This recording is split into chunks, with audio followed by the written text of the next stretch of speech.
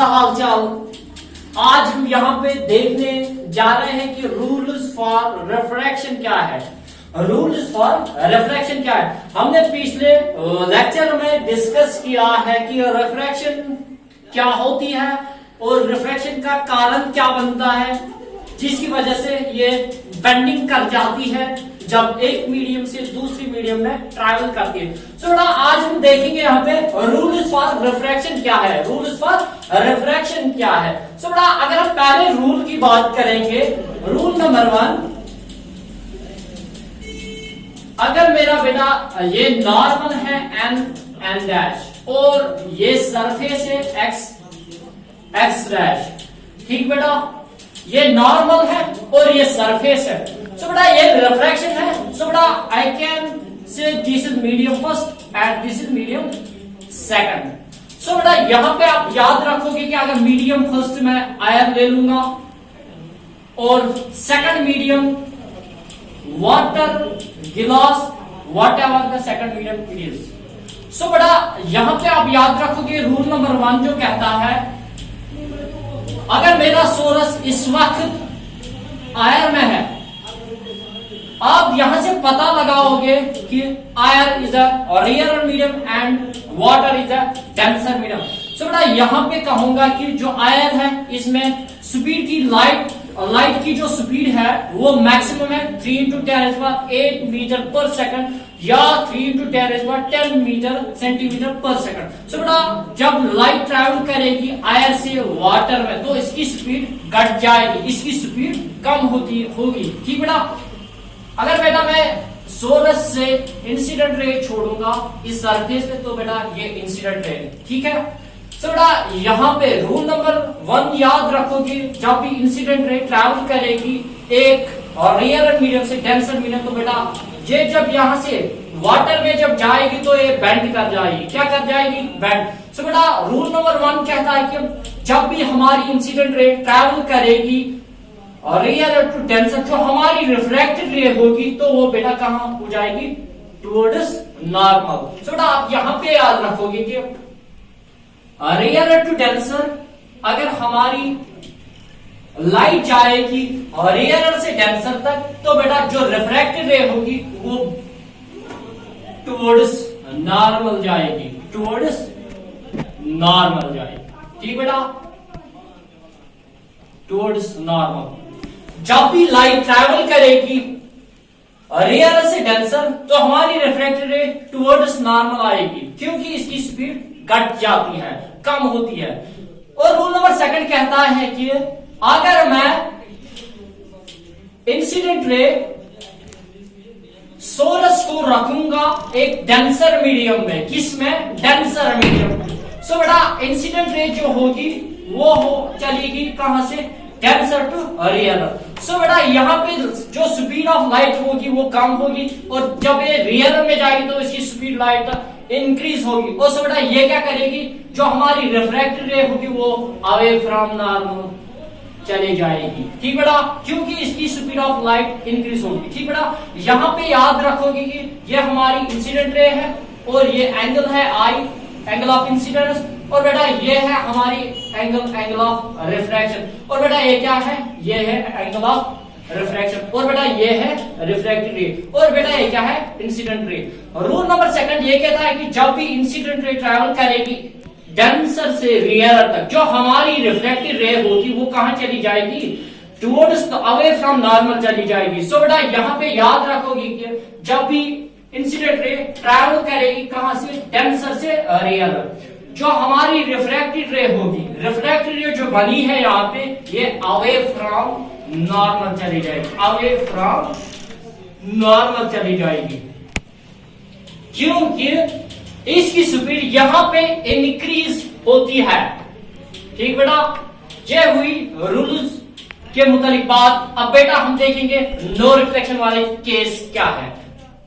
बेटा हमने रूल्स की बात की, अब बेटा हम देखेंगे यहां पे नो रिफ्रैक्शन कब नहीं होगी। अगर बेटा मैं कहूंगा ये नॉर्मल है और ये सरफेस है एक्स डैश, ठीक बेटा, ये एन एन डैश नॉर्मल है। सो बेटा हमें केस देखने हैं, नो रिफ्रैक्शन कब नहीं होगी, बैंड लाइट कब नहीं करेगी, वो रूल हम यहाँ पे देखेंगे। ठीक बेटा, अगर मैं कहूंगा इंसिडेंट रे ट्रैवल कर रही है इस वक्त नॉर्मल के थ्रू, कहां से, नॉर्मल थ्रू। सो बेटा जो एंगल आई होगी वो कितनी होगी, वो 0 होगी, क्योंकि ये नॉर्मल जब भी हमारी इंसिडेंट रे ट्रैवल करती है नॉर्मल से, तो हमारी रिफ्रैक्टेड रे भी कहां से ट्रैवल करती है, नॉर्मल से ही। ठीक बेटा, तो बेटा एंगल आर भी कितना आएगा, 0, एंगल आर भी आएगा 0। सो बेटा यहाँ पे नो रिफ्लेक्शन केस बनता है, इंसिडेंट रे ट्रैवल होगी कहां से, नॉर्मल से, तो reflected ray same path follow करेगी, तो बेटा एंगल आई और एंगल आर कितना होगा, 0 होगा। सो बेटा अगर मैं इसका प्रूफ देखूंगा यहाँ पे, we know the very famous law, senators law, that is sine i by sine r is equal to constant. Ratio of sine of angle of incidence to the sine of angle of reflection is always equal to the constant. This constant आप n रखो, k रखो, z रखो, ये constant है, ये index है, ये number है। सो बेटा इसको कहते हैं हम रिफ्रैक्टिव इंडेक्स। सो बेटा अगर मैं कहूंगा एंगल आई हमारी 0 है, साइन आई कितना है, 0, तो बेटा यहाँ पे साइन आर हमें निकालना है, साइन आर कितना होगा। सो बेटा यहाँ पे अगर मैं कहूंगा ये k के बराबर है, ठीक, अगर मैं इसको रेसिप्रोकल लूंगा ये बनेगा sine r by sine of 0 is equal to k, 1 by k। ठीक बेटा, अगर मैं यहाँ पे ले जाऊंगा इसको, तो बेटा अगर मैं इसको यहाँ शिफ्ट करूंगा, ये डिवाइड है, ये यहाँ पे क्या हो जाएगा, मल्टीप्लाई। सो बेटा sine r is equal to sine of 0 divided by k। So बेटा साइन ऑफ 0 जो वैल्यू होता है साइन ऑफ 0 के लिए वो 0 होता है, और यहाँ पे 0 बाई k बनेगा। ठीक बेटा, और यहाँ पे साइन ऑफ r। ठीक बेटा, अगर मैं कहूंगा 0 बाई k दैट इज 0, और साइन ऑफ r कितना निकला हमारा, 0। अगर मैं इसका इनवर्स ले लूंगा, r is sine inverse of 0। ठीक बेटा, ये 0 आता है।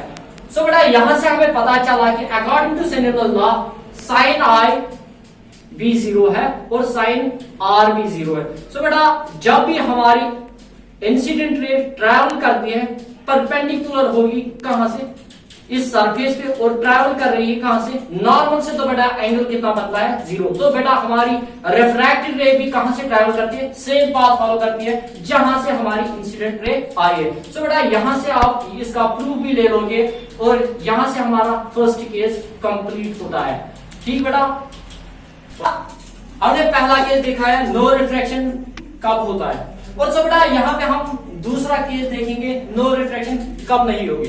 सो बेटा अगर मैं कहूंगा इसका ये एक मीडियम है एयर, और ये एक मीडियम है मान लो वाटर फॉर एग्जाम्पल, और इसकी रिफ्रैक्टिव इंडेक्स का वैल्यू है, n का वैल्यू है फॉर एग्जाम्पल 1.5, और इसका भी रिफ्रैक्टिव इंडेक्स का वैल्यू है 1.5। ठीक बेटा, अगर रिफ्रैक्टिव इंडेक्स का वैल्यू सेम होगा, रिफ्रैक्टिव इंडेक्स का वैल्यू सेम होगा, सो बेटा आप देखोगे यहां से ये भी वही है और ये भी वही है। अगर मैं यहां से लाइट ट्रैवल करूंगा और यहां से ट्रैवल कराऊंगा लाइट को, सो बेटा यहाँ पे भी मैक्सिमम रहेगी स्पीड ऑफ लाइट, और यहाँ पे भी।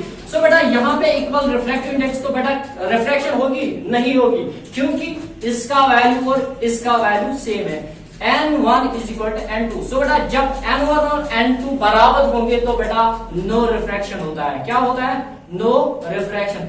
न कोई अमीर है और न कोई गरीब है, इसीलिए डॉक्टर सर मोहम्मद इकबाल ने कहा है कि एक ही सफ में खड़े हुए महमूद और अयाज, न कोई बंदा रहा न कोई बंदा रहा।